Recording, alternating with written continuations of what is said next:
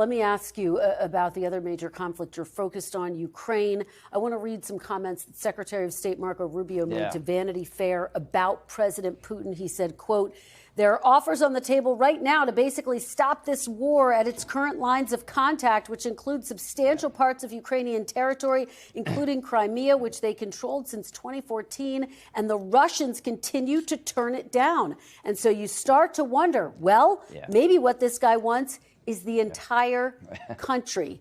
Do you think President Trump is underestimating President Putin's willingness to stay in this war? I'm not so sure he's underestimating his willingness. I think we're overestimating the people negotiating, who are good friends, Putin's willingness to end the war. Listen, we've made great progress between Ukraine, Europe, and the United States to come up with a proposal that would end the war.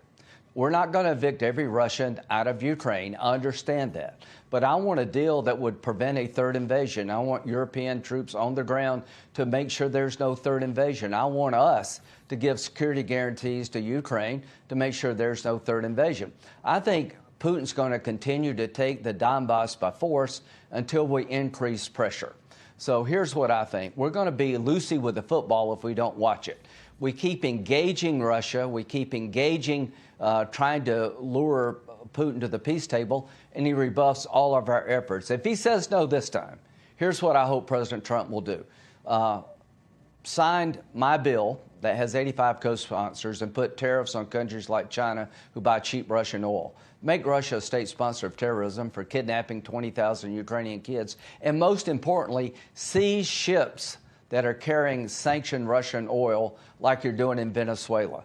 If Putin says no, we need to dramatically change the game, including giving Tomahawk missiles to Ukraine to hit the drone and missile factories that exist in Russia. I would go all in if Putin says no. We thank you for watching, and remember, stay updated on breaking news and top stories on the NBC News app or watch live on our YouTube channel.